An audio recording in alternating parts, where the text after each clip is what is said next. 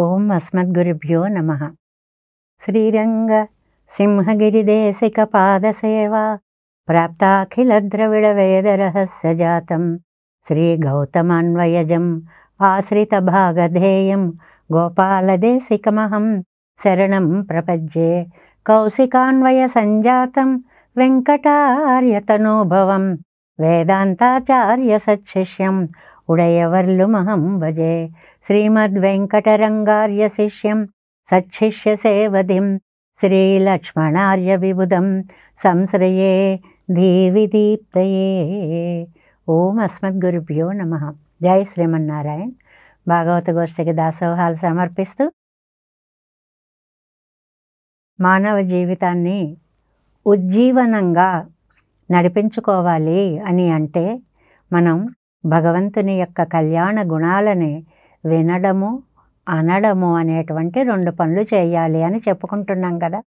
నమ్మాళ్ళవార్లు అనుగ్రహించినటువంటి తిరువాయిమొഴി దివ్య ప్రబంధం అంతా కూడా భగవద్ విశిష్ట లక్షణాలని, ఆ వైలక్షణ్యాన్ని అంతటినీ కూడా మనకి అనుగ్రహించినటువంటి అద్భుత దివ్య ప్రబంధము. ఇందులో మనం 4వ తిరువాయిమొഴి 7వ దశకంలో శీలమిల్లా అనేటువంటి పాసురాన్ని నిన్న సగభాగం పూర్తి చేసుకున్నాం. తర్వాత భాగాన్ని ఇవాళ మనం మొదలు పెడదాము. ముందుగా పాసురాన్ని ఒకసారి అనుసంధానం చేసుకుందాం. 4, 7, 1. சீலமில்லா சிறியனேலும் செய்வினையோ பெருதுவாள் ஜாலம் உண்டாய் ஜானமூர்த்தி நாராயணா என்று என்று காலந்தோறும் யான் இருந்து கைத்தலை பூசலிட்டால் கோலமேனி காணவாராய் కోవియం కొళ్ళాయే. ఆర్తి ప్రధానంగా సాగినటువంటి ఈ ప్రబోధంగా ఇది మనకి కనిపిస్తుంది. ఇందులో మనకి చక్కటి విశేషమైన అర్థాన్ని ఇచ్చేటువంటి విశేషణాలని కొన్నిటిని వేశారు. జాలం ఉండాయ్ జ్ఞానమూర్తి నారాయణ ఎండ్రెండ్రు కోలమేని కాణవారాయ్ 4 విశేషాలను చెప్పారు. 1, ప్రళయకాలంలో లోకాలన్నిటినీ నీ బజలో పెట్టుకొని రక్షించిన స్వామి ఆపత్ సఖత్వం అనేటువంటి ఒక గుణాన్ని చెప్పారు. జ్ఞానమూర్తి సర్వజ్ఞుడైనటువంటి సర్వేశ్వరుడు అనేటువంటి విషయాన్ని ఆపదంతో చెప్పారు. నారాయణాయన్రెండ్రు నారాయణుడు అంటే మనని ఆధారంగా చేసుకుని తానుండి మనకి ఆధారంగా తాను నిలబడే స్వామి అని చెప్పుకున్నాము. కోలమేని కాణవారాయ్, ఎంత దివ్యమంగళ విగ్రహం అయ్యానేది, నువ్వు రావట్లేదు. కూవియం కొళ్ళాయే, పోనీ నన్ను పిలిపించుకుంటావా అంటే నువ్వు అది చేయడం లేదు అని ఆర్తితోటి అడుగుతున్నారు అని నిన్న మనం పాసుర అవతారికను పూర్తి చేసుకుని ఇవాళ పాసురార్థంలోకి ప్రవేశించాము. మొదల్ పార్ట్ ఈడు వ్యాఖ్యానంలో 229వ పేజీ చిట్ట చివర మొదల్ పార్ట్. நெடுங்காலம் கூப்பிடச் செய்தேயும் விஷயீகரியாதபடியான யாக நான் பண்ணின பாపத்தின் మిగుది ఇరిక్కిరపడి ఎన్నెన్గిరార్. ఏమయ్యా, ఇంతకాలం నుంచి కూపిడచ్ చేయదేయం, మొరపెట్టుకుంటున్నా కానీ నువ్వెందుకు పట్టించుకోవట్లేదో, దీనికి నేను చేసినటువంటి మహాపాపము ఏమిటి అనేదాన్ని ఇక్కడ అడుగుతున్నారు. శీలమిల్లా, ఇందులో మనం 2 లక్షణాలను గురించి చెప్పుకున్నాము.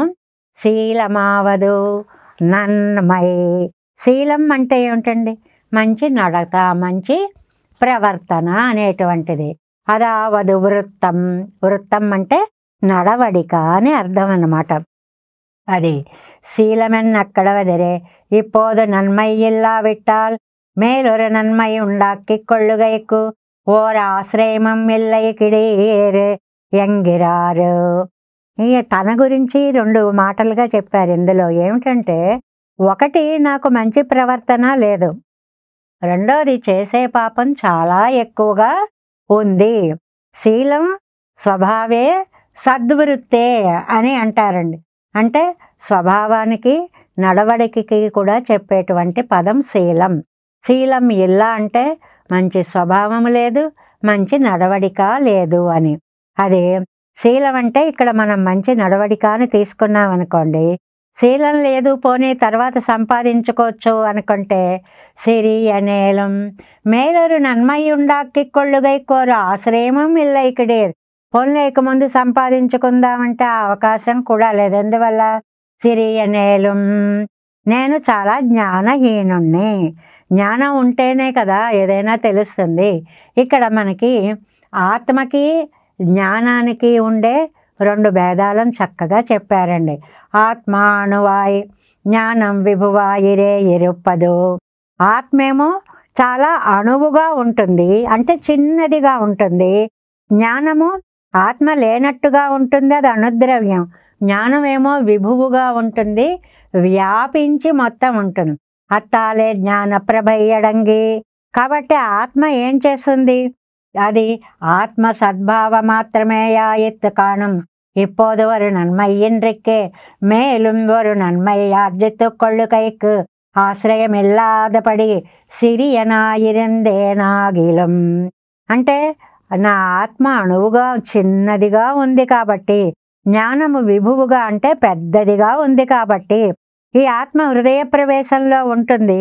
జ్ఞానం మాత్రం మొత్తం అంతా వ్యాపించి పెద్దదిగా, విభువు అంటే వ్యాపించి ఉండేది అని అర్థం అన్నమాట. ఇప్పుడు ఆళ్వారికి ఏమైంది? దుఃఖం చాలా ఎక్కువగా ఉంది కదా, అందువల్ల జ్ఞాన ప్రసారం అనేటువంటిది తగ్గిపోతుంది. అంటే ఆలోచన రావట్లేదు, అంతే కదండి, బుర్ర పనిచేయట్లేదు అంటుంటాం కదా. అలాగా తెలిసిన విషయాలు కూడా దుఃఖంలో ఉన్నప్పుడు గుర్తుకు రావు. అందువల్ల పోనీ ఇక ముందు సంపాదించుకోగలనా అన్న ఆశ కూడా లేదు. సై వినయ్యో పెరిదాల్. మరి చేసే పాపం ఎంత ఉందండి? చిత్తు అచిత్తు ఈశ్వర తత్వాలు అన్నిటినీ కూడా మింగేసేంత మహాపాపం చేశాను. అదే చెప్తున్నారు, పండిన పాపత్తై పార్తవారే. నేను చేసిన పాపం మీరు తెలుసుకోవాలనుకుంటే చిత్తు అచిత్తు ఈశ్వర తత్వత్రయత్తయ్యం విళాక్కొల్లై కొళ్ళెంబడి పెరెందిరెత్తు. తత్వత్రయాన్ని మింగేసేంత అన్నారు. మింగేయడం అంటే దాన్ని కనపడనీయకుండా చేసేంత ఉంది, అంటే మహాపాపం అడ్డుకుంటోంది అని. సంసారిగళయ్య కుత్తంగళై పొరుక్కం ஈஸ்வரனு என் குணங்களும் அவன் தந்த பக்தி ரூபாபன்ன ஞானத்தில் காட்டில் பெரியదాయి ఇది ఇత్తెరుక్கிறது. అది ఆ సంసారులు ఎన్ని దోషాలు చేసినా పరమాత్మ భరిస్తాడు అని అనుకుంటాం కదా. ఆయన గుణాల కంటే కూడా పెద్ద పాపాలు చేసేస్తున్నాం. ఆయన కూడా సహించలేనంత పెద్ద పాపాలు మనం చేస్తున్నాము అన్నమాట. మరి அந்த ஞானம் அகிஞ்சித் கரமாய் அக்குணங்கள் நடையாடா நிற்க செய்தே ఇరే పాపం అనువర్తిరుக்கிறது. మనకున్న జ్ఞానాన్ని ఇచ్చాడు, కానీ ఆ జ్ఞానం పనిచేయనంత, పెరుమాళ్ళని కూడా భ్రమ పెట్టేంత మహాపాపాన్ని మనం చేస్తున్నాం.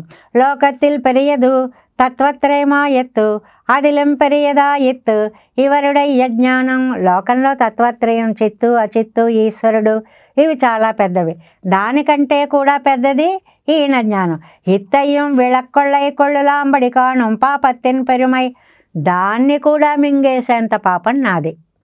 అంటే అంత మహాపాపాలు నేను చేశాను అని చెప్పడం అన్నమాట. అంటే జ్ఞానం కంటే పాపాలు చాలా పెద్దవి అని. செய் வினை இது தானீஸ்வரனை போலே సంకల్పిత్తు వందదండ్రే ఇది అడయ్య చేయదద్దిరే. ఇది ఎలా వచ్చిందండి, ఎలా తెలిసిందండి ఈ పాపాలన్నీ? ఓ ఇదన్న ఆశ్చర్యం. సై వినయ్ ఓ పెరుదాలు అన్నారు కదండి. ఆ ఓ అన్నారు ఎందుకండి? అయ్యో ఎంత పాపం చేస్తున్నానో చెప్పలేను అనే ఆశ్చర్య ప్రకటనగా. అన్నికే విషాద సూచకమాదల్. అది ఆశ్చర్యం అవ్వచ్చు, అయ్యో అయ్యో అయ్యో ఎంత పాపిష్టివాణ్ణి అని బాధ ప్రకటన కూడా కావచ్చు. తిరునామ ప్రసంగతిలే ఉణరుంబడియారా నారాగిల్ ఎవరొక్క పాపమావదెన్నెల్. ఏమండి, మరి మాకు చిన్న డౌట్ వస్తుంది. నామం పలికితే పాపం పోతుంది అంటారు కదా, తిరునామ ప్రసంగం చేశారు కదా, ఇంకా పాపాలు ఉంటాయా అని అంటే దాన్ని మనకి స్పష్టంగా తెలియడం కోసమని ఒక మాట అంటున్నారనమాట. ఏమిటది? అప్పటి సత్తాధారకమాన వస్తువై ఇప్పోదు యథా మనోరథం అనుభవిక్క పెరామయ్యాలే ఇజైక్క ఇక్కడి పాపమే ఈరే. అదండి చాలా అందమైనటువంటి మాట. ఏమిటి అంటే అయ్యో అయ్యో అని ఎందుకండి అంత బాధపడవలసి వచ్చింది అంటే, ఈయనకి భగవన్నామ శ్రవణంతో తెలివి వచ్చిందండి. తెలివి వచ్చిన తర్వాత తిరునామ ప్రసంగంతో వచ్చిన తెలివి పాపాలు ఇంకా ఉండవు అని మీకు వచ్చిన డౌట్ ఎలా పోగొడుతున్నారంటే, నేను బ్రతికి ఉండడానికి నా ఉనికికి కారణము భగవత్ కటాక్షము, దానికి అడ్డుపడేది పాపము. కాబట్టి ఈ పాపాన్ని నేను పాపం చేసుకోబట్టే ఇదంతా నా కర్మ అని ఒక మాట అంటుంటాను లోకంలో. దానికి ఉదాహరణ రామాయణంలో కూడా ఉదాహరణగా ఇచ్చారండి. మమైవ దుష్కృతం కించిత్ మహదస్తి న సంశయ సమర్థావపి తౌ యన్మా నావేక్షేతే పరంతపో. సుందరకాండలో సీతామాత చెప్తుందండి, హనుమా నేనే చిన్న తప్పు రాముణ్ణి నిందించడం, పెద్ద తప్పు రాముడిగా మించినటువంటి భాగవతోత్తముణ్ణి నిందించడం అన్నట్లు విరోధి వర్గత్తై కిజంగెడుత్తు ఎన్నై రక్షిక్కై కీడాన శక్తియుడయ్యరావదు இது முன்பெல்லாம் பிரதிபட்சம் மண்ணுண்டவருந்து போரந்தவர்களாவது நான் தங்களை அஜயமாரியம் ரட்சிக்க வேண்டும்படி அவசன்னையாயிருப்பது. இப்படி இருக்க அவர்கள் என்னை கட்டாட்சியாயிருந்தார்கள் இதுக்கு అడి. సీతమ్మ తల్లి రామ విరహంలో దుఃఖిస్తున్నటువంటి సమయంలో ఆయన తను ఎందుకు కాపాడలేదు అంటే, నా పాపమే నాకు ఇక్కడ అడ్డు వచ్చింది అని చెప్పినట్లుగా, మరి ఇదివరకల్లా శత్రువులందరినీ నశింపచేసేవాడే, మట్టి కరిపించేశాడే, మరి ఇప్పుడు ఏమైందండి అని అంటే, నా స్థితి చూస్తే దయనీయ స్థితి. అసలు తను చేయగలడు, శ్రమపడైనా నన్ను రక్షించాలి, అయినా నన్ను కాపాడలేదు అంటే ఏదో లోటు ఉంది. అది ఏదో కాదు. అప్పటి ఇరుక్క అవర్గళ ఎన్నై కటాక్షయాదిరుందారుగళ్, రక్షించవలసి ఉండి కూడా అలాగ ఉదాసీనంగా కూర్చున్నాడు అంటే ఏది కారణమై ఉంటుంది? ఇది కడి అవర్గళ్ పక్కలిలే యాదల్ ఎన్ పక్కలిలే యాదలాగ వేణుమిరే. ఏదో ఒకవైపు తప్పు ఉండాలి కదా, ఆయనైనా రక్షించలేకపోవాలి, నా పాపమేనా అడ్డుపడాలి. ఇప్పుడు నాకు తెలిసింది ఆయన తప్పు లేదు, ఇక్కడ నా పాపమే అడ్డుపడింది. అవరగళ్ పక్కల వారు కన్నజు సొల్లలా ఇరుందదిల్లై, ఆయన తప్పు ఒక్క దోషం కూడా లేదు. ఇది ఎన్నుడయ్య పాపమే యామిత్తనయ్యిరే, నా పాపమే నాకు అడ్డుపడుతోంది. కించిత్ నాందాం సర్వజ్ఞయిగళ్ అల్లోమిరే ఎల్లా మరిక్కైకు అది అరియాదిరుప్పది ఏదేనం మన్నుండాగ వేణుమురే కార్యకల్ప్యమిరే. ఇది లోటు నాదే అయింటుంది. నేనేం సర్వజ్ఞురాలు కాదు, నాకు తెలీదు, కానీ నేను ఊహ చేస్తున్నాను, నా పాపమే దీనికి అడ్డుపడి ఉంటుంది అంటే. అలాగే ఆళ్వార్లు కూడా ఇక్కడ నేను ఎందుకు దుఃఖాన్ని అనుభవిస్తున్నాను అంటే, నా పాపాలు చాలా ఎక్కువగా ఉండడం వల్ల అని పెరుమాళ్ళని ఏ విశేషణాలతో పిలిచారండి ఇందులో? జాలముండాయ్ పాప ప్రచరత్తయన్ సందత్తాల్ ప్రాయశ్చిత్తం పన్న ఇజయం అత్తనై ఇరే తందాముడై యత్నత్తాలే పేరు ఎన్నిరుప్పారు. పాపాలు ఎంత ఎక్కువగా ఉంటే అంత ప్రాయశ్చిత్తాలు మనం చేసుకోవాలి అనుకుంటాం సామాన్యులం, స్వప్రయత్న పరులం అయితే. కానీ ఆళ్వార్లు నా ప్రయత్నంతో నేను పాపాలు పోగొట్టుకోలేను, భగవంతుడి యొక్క కటాక్షం వల్లనే నా పాపాలు పోతాయి, భగవంతుడి యొక్క అనుగ్రహమే దానికి సాధనం అని. కాబట్టి ఇవరు అవన్ కైలే ఇదుక్కు పరిహారం ఎన్నిరే, ఆయనే నా పాపాలను పోగొట్టాలి అని ఆయన్ని నమ్ముకొని ఉన్నటువంటి వారు అది ఇట్టిరుప్పదు. అదే తెలుసుకున్నవారు, ఆయనకు తెలుసు మన చేతుల్లో ఏం లేదు, అంతా భగవత్ కటాక్షం వల్లే అవుతుంది అని. எப்போதும் கை கஜலா நேமியான் நம் மேல்வினை கடிவான் என்றே சொல்லுవరదు. సుదర్శనం మంచి దర్శనం. మంచి దర్శనంకి ఇక్కడ రెండు దర్శనాలు, రామానుజ దర్శనము, సుదర్శనము అనేటువంటిది ఎందరే ఇది తాను సుదర్శనమాయిరిక్మిరే. మంచి దర్శనం అంటే ఏంటండి? చక్కటి రామానుజ సిద్ధాంతాన్ని మనం అందులో ప్రవర్తిస్తూ ముందుకు సాగడమే అనేటువంటిది. భగవతో బలేనా ఎంగిరపడియే. మనం ఆరాధన చేసేటప్పుడు రోజు ఒక మాట అనుకుంటా అంటండి. ఏమిటి? భగవతో బలేనా, భగవతో వీర్యేణ, భగవత తేజస, భగవత కర్మణ, భగవత కర్మ కరిష్యామి. అన్నీ ఏది చేసినా ఆయన దయవల్లే, ఆయన దయవల్లే, ఆయన దయవల్లే నేను చేస్తున్నాను. ఆయన బలం, ఆయన తేజస్సు, ఆయన ఉపాధి, దీనితోటే నేను ఈ ఆరాధన చేస్తున్నాను అని సంకల్పం చెప్పుకుంటాం. ఆగయ్యాలే అవన్ పడియే అన్సందక్కిరారు. అది ఆయన చూపించినటువంటి ఆ పద్ధతిలో ప్రవర్తించేవారు కాబట్టి ఆ ధైర్యంతో ఆళ్ళవార్లు కూడా భగవంతుడి శక్తితో భగవంతుడు చేసేటువంటి పనులన్నిటినీ అనుసంధానము చేసుకోగలుగుతున్నారు. అంటే ఏమిటి? గజం వా వీక్ష ఇత్యాది అంటే ఇక్కడండి ధైర్యం అనేటువంటి మాటను వ్యాఖ్యానిస్తున్నారు. నమ్మాళ్ళవార్లకు ఏమిటి ధైర్యం?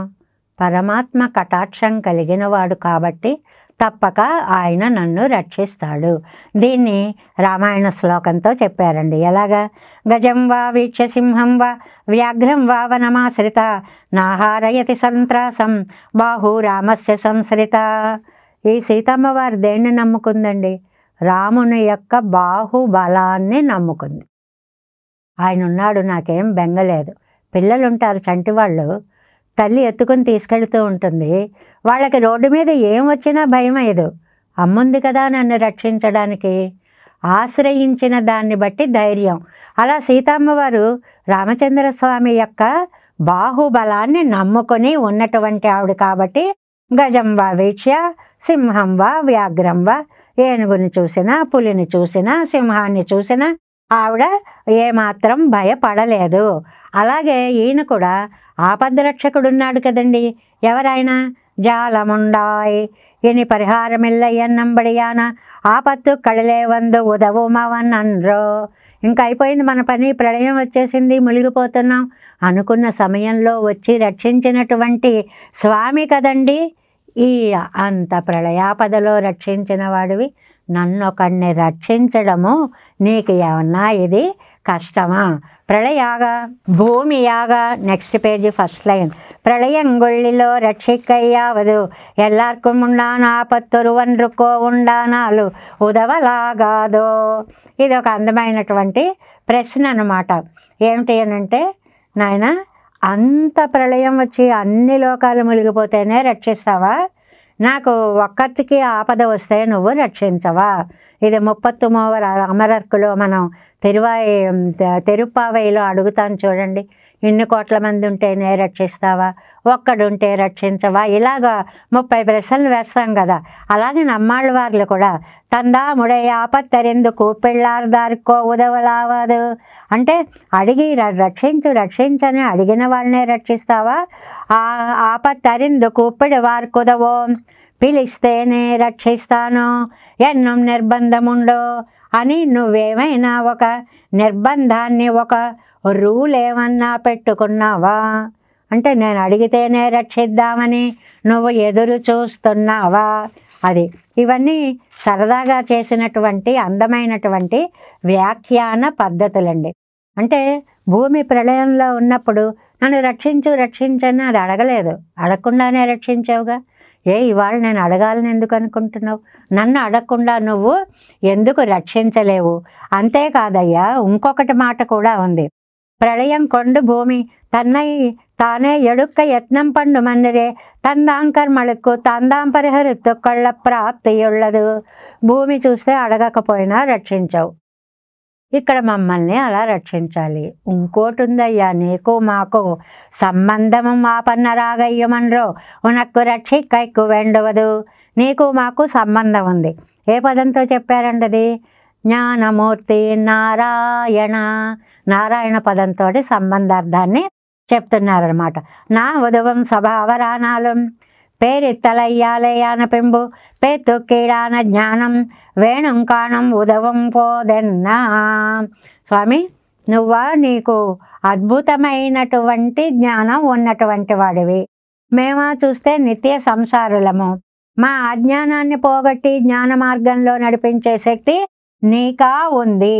అలాంటి స్థితిలో కూడా పేరిత్తయ్యాలేయాన పెంబు పేతు కీడాన జ్ఞానం వెండం కారణం ఉదవం బోధన్న.